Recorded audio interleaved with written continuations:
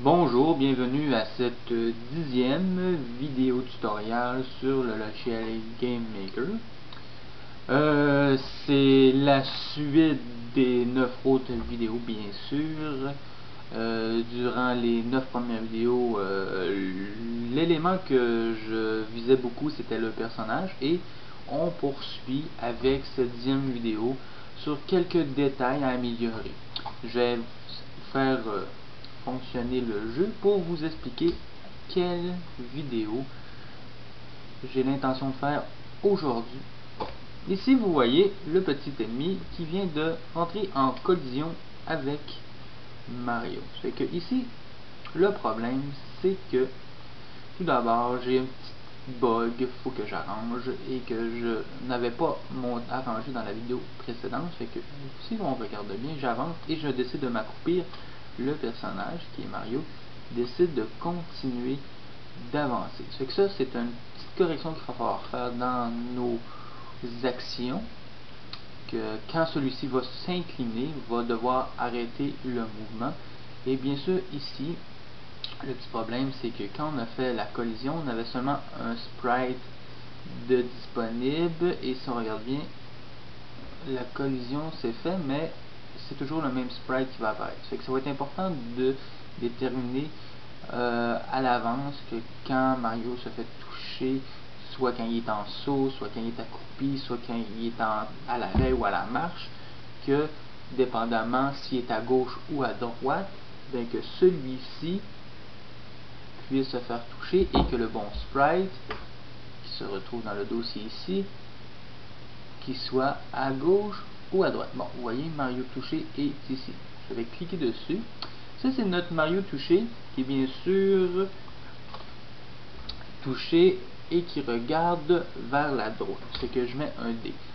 Je fais OK. Je vais dupliquer l'image pour pouvoir faire à nouveau un Mario qui est dans l'action d'être touché.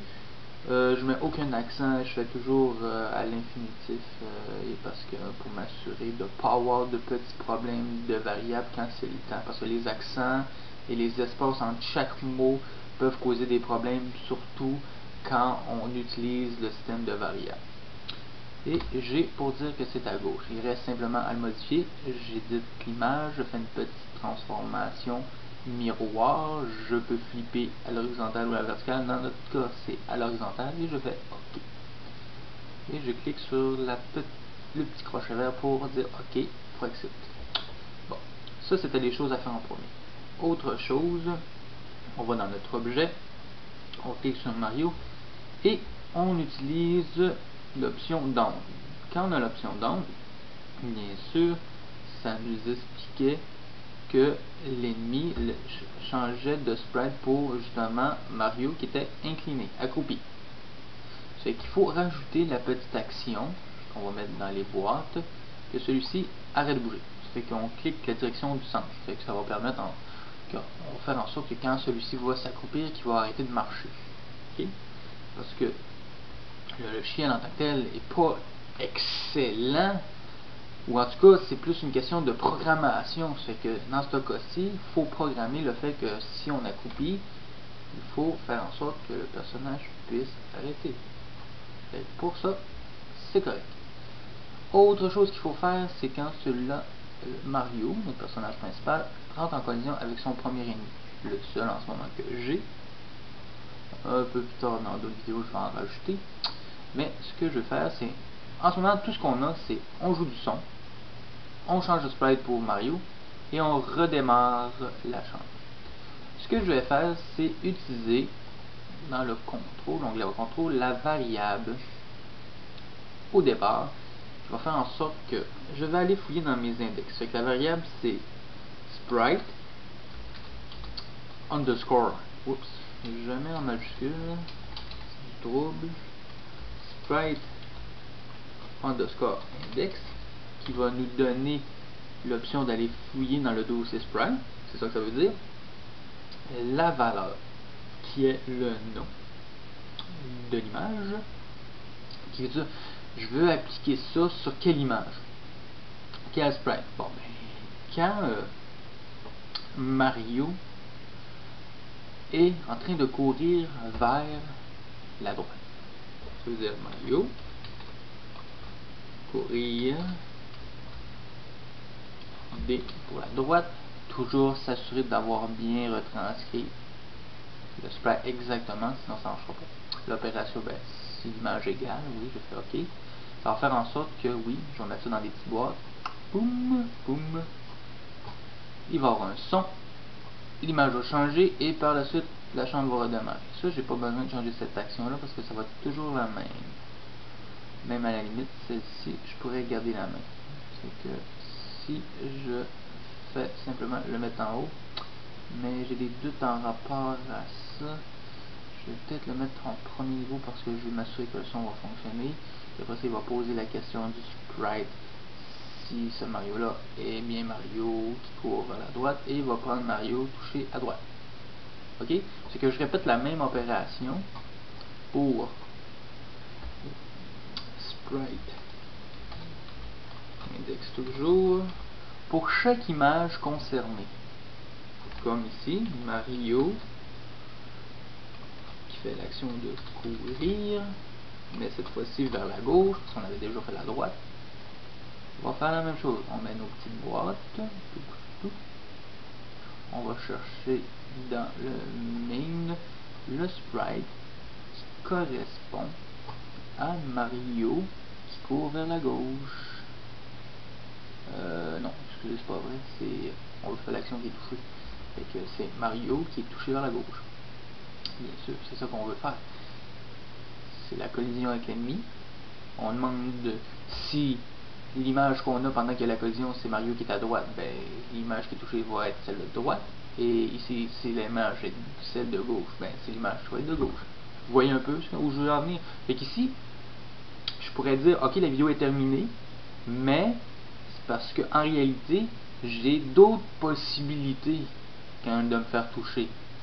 J'ai la possibilité quand il est à l'arrêt, quand il est accroupi et quand il saute. Ça, c'est les 4 actions de base en ce moment de Mario. Fait qu'il faut les mettre. Fait que je répète la même procédure. Je vais faire un essai. Admettons, oups, c'est pas ce que je voulais faire. Oh, je ne voulais pas déplacer ça. Je vais faire une sélection. J'ai appuyé sur la variable. J'ai fait un chiffre. J'ai cliqué sur, parce que ça c'est la formule en fin de compte que j'ai besoin.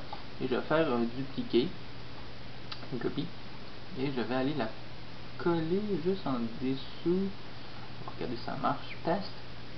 Oh, il est mis en dessous. Là, j'ai répété l'action ici. Sauf que je vais faire ça rapidement. Je vais simplement modifier. Mario courir est déjà en haut. C'est que là, je peux faire accroupir. Accroupir. Et je vais sauver du temps. Vous voyez? Maintenant, l'action s'applique pour accroupir qui est à droite. Bien sûr, c'était déjà l'image de droite. Mettons que je vais le faire à nouveau. Paste. Coller en français. Je refais la même chose et maintenant je vais changer courir, je vais faire accroupir, je vais y aller pour sauter. Très pratique le copier-coller. Ok. Et une dernière fois pour le côté droit. Paste. Et je change pour Mario à l'arrêt. Je vais complètement enlever le D parce que je ne l'avais pas mis à l'arrêt. Ok, normalement j'aurais dû mettre un D là, parce que je l'ai fait avec tout. Et pour le côté droit, c'est réglé. Maintenant, je clique, je appuie sur Shift et je clique à la fin de la boîte, je copie, je clique sur mon Restart de Current Room, qui veut dire redémarrer la chambre actuelle, ou le tableau actuel, c'est mieux le tableau, on connaît plus le terme tableau. Je fais coller, et je vais simplement faire comme les autres, changer la variable, pas la variable, mais la valeur, à fin de compte, pour de courir qui existe déjà. On va y aller pour arrêt. Ok. Après ça, on continue. Test. Bien sûr, faut que je descende mon curseur. Faut toujours vérifier si c'est toujours les bons côtés. Ici, gauche-gauche. Courir, j'ai fait arrêt. On va faire accroupir. Accroupir. OK. Et finalement, test. Ici, sauter. Et normalement, à chaque fois qu'on va se faire toucher par un ennemi, peu importe l'image, le sprite qu'on va avoir, ben, et surtout du côté, l'objectif c'est d'avoir, si je vais vers la gauche, je me fais toucher, je ne veux pas avoir l'image de droite qui apparaisse et vice versa. Sinon, à quelque part, c'est un petit problème technique, pour certaines personnes, ça ne les dérangera pas, là, hein, mais pour quelqu'un qui veut quelque chose de fini, ben, ces petits détails-là sont très importants. C'est que personnellement je crois que ça c'est terminé, c'est que je vais faire seulement sans rien fermer, je vais simplement faire un test. Le problème c'est que quand je fais une capture d'écran, la vitesse du jeu est extrêmement lente. Bon, ici je vais simplement me tourner et me faire toucher, et ben oui, j'ai définitivement l'image qui va avec. C'est juste que je sais pas si j'ai le son. Je vais pas vraiment regarder si mon son marchait. Je vais faire un test, je vais légèrement le son, j'espère que ça sera pas trop. Excellent, on adore. On saute, on court, tout on se fait toucher, que ce soit à l'arrêt, que je sois accroupi. C'est parfait, tout fonctionne très bien. Ce qu'il reste à faire, c'est faire OK, enregistrer le tout, très important. En passant, les vidéos que vous regardez, je suis très content d'avoir certains commentaires, j'apprécie beaucoup. Oui, j'ai l'intention d'en faire beaucoup, une centaine, si je me rends là, mais je veux dire, un jeu, ça devient complexe, c'est juste pour prendre le temps de faire des vidéos. Mais ces vidéos-là, j'ai d'autres vidéos aussi qui sont pas en ligne, parce que c'est un autre logiciel que j'avais utilisé. Mais si vous êtes intéressé à aller voir mon site où ce que je mets ces vidéos-là dans un espace, une page précise, c'est www.secondaire.com. Secondaire, S-E-C-O-N-D-A-R-T-S, très important le S.com. Merci beaucoup et à la prochaine vidéo.